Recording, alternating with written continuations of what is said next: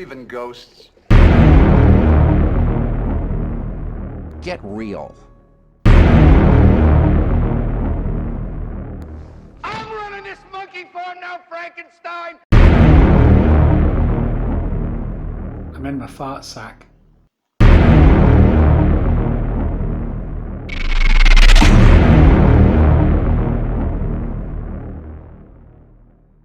Okay, part 2. Dead End. Haven't seen it. Dead Silence. Yeah, that gets an F, I'm afraid. The follow-up to Saw. I really can't believe that it went from Saw to Dead Silence. This just looks like a first movie. The colour timing is awful. It's not scary at all. It should have been with this ventriloquist dummy. It looks creepy, but just didn't work at all. Yeah, go and watch Dead of Night again, the Ealing movie. That's got a really scary ventriloquist dummy in it. The Descent. Really like this movie. This is very personal for me because I'm really claustrophobic, so caving absolutely terrifies me. Yeah, so I think that's a really good movie. This is an important point as well. I mean, so much of this is really personal. You know, that gets me personally because it speaks to one of my fears. So if you look at this list and go, oh, that's not scary at all, it's, you know, horror is very, very personal. And likewise, if you think Dead Silence was really scary, then, you know, you're right and I'm wrong. It's all very, very personal, this list, so don't worry about it. Devil. Another F. Scariest thing in this movie is if your toast lands butter side down. I'm not joking. It's, yeah, there's a notorious scene in that. If you're not aware of it, yeah, apparently toast landing butter side down is supposed to be scary. What are you doing? Oh. Dracula. Haven't seen this version. I always watched the Christopher Lee ones growing up. He's my Dracula.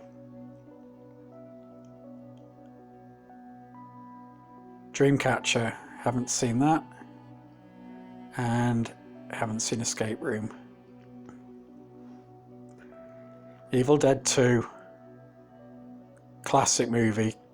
Just nails everything it gets right. Horror comedy, laugh out loud funny, and I found it legit scary the first time I watched it.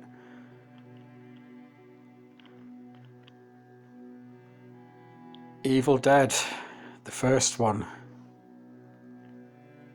Right, just a warning, there's an incoming rant.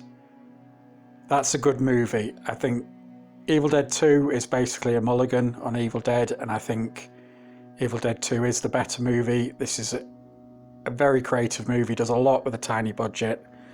I think it's a legit good movie, but Evil Dead 2 is the better.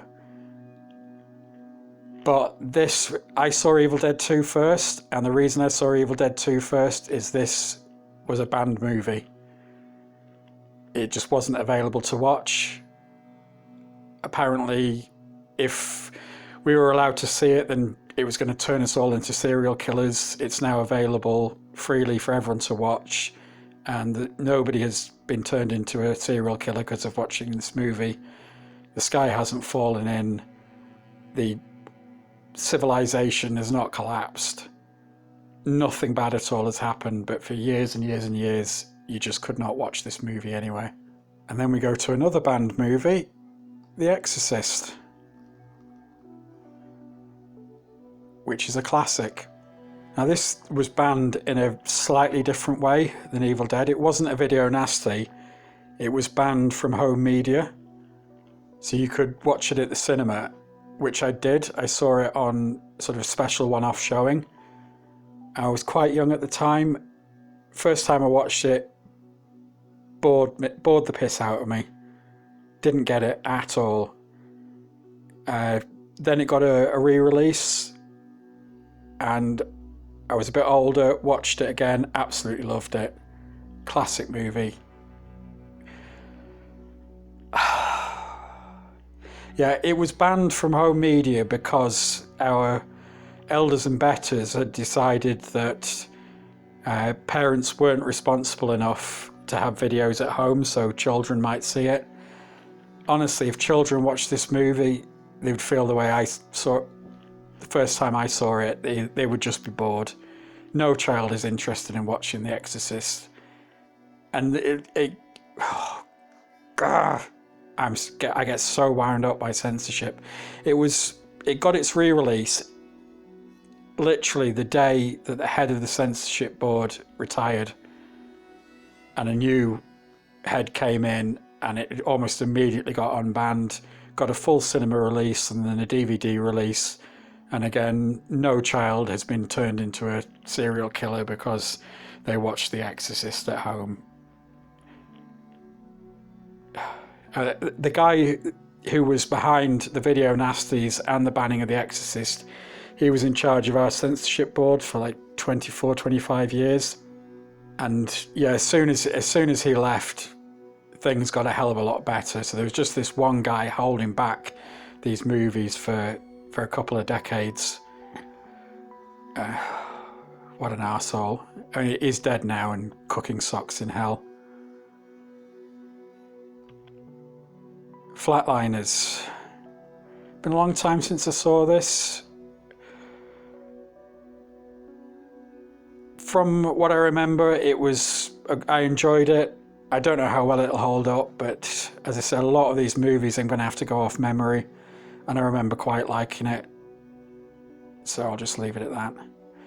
The Fly. Another classic. One of the great remakes. We're going to see a lot of horror remakes getting high ratings. I think horror is just one of those genres that, you know, you can get away with a remake. You know, you compare that to the 50s one. Obviously, there's a hell of a lot more gore that you just never would have got away with back in the 50s. Yeah, great movie. Frankenstein, the James Whale one, I think this is.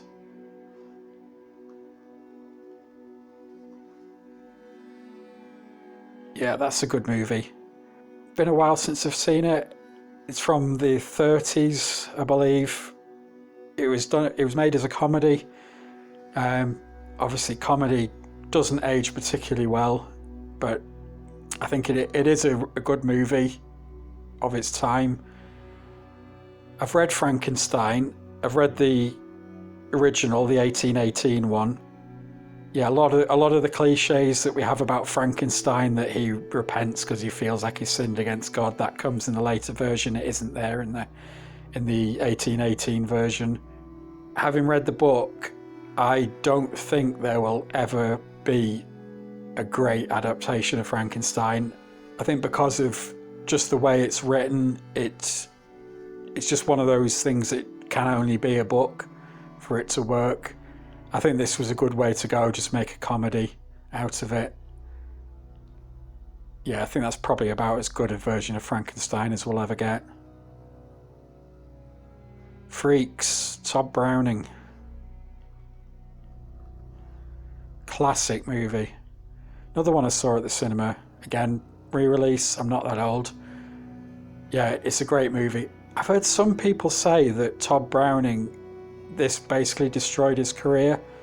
Now, he did direct 4 more movies after this, so it wasn't the last movie he ever made, but it did really damage his career, I believe. And 2 of the movies he made afterwards he did uncredited. But it's a great movie, fantastic.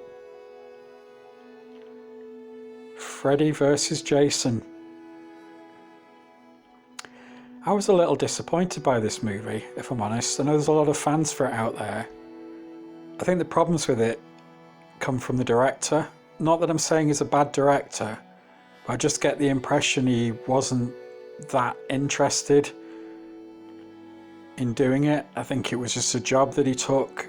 The fact that he didn't cast Kane Hodder, which is what the fans really wanted to see England go up against Kane Hodder.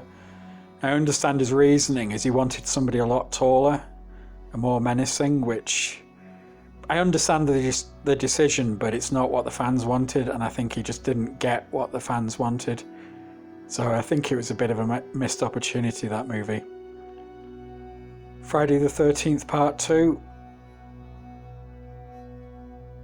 Yeah, it's fine. Not the classic Jason. This is the sackcloth Jason, but some memorable kills in it. Yeah, it's just fine. The Frighteners. Yeah, I like this movie. Peter Jackson. Yeah, I've been a fan of Peter Jackson since Bad Taste. Love his early gore movies. This one, not so gory, leans into the comedy more, but it's a lot of fun. CGI's not aged too well, but it's such a fun movie, you can really look past that, I think. Fright Night. Been a while since I've seen this. I'm going to give that a B. Again, I'm going off memory. I think I saw Fright Night 2 first, and my recollection was that I enjoyed Fright Night 2 a little bit more. Yeah, it probably deserves a rewatch after all this time. I'd like to rewatch them both, actually. Frozen. Yeah. I think that's like a sort of C minus D plus. This is the one that's set virtually in all of the movies on a ski lift. And yeah, it's could have been good. Yeah, I only saw it the once. I remember thinking there's a few creaky moments in it. I think some of the acting's a bit creaky.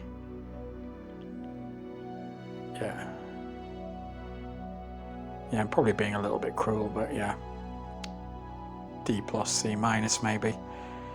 Godzilla. Really long time since I saw this film.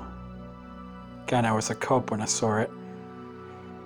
I think I missed all the themes of it when I watched it. I remember quite enjoying it, but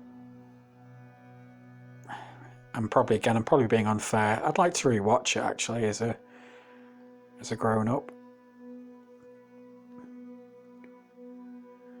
Grave Encounters. Found footage movie. I haven't seen that. Halloween 2. Gonna give that a B.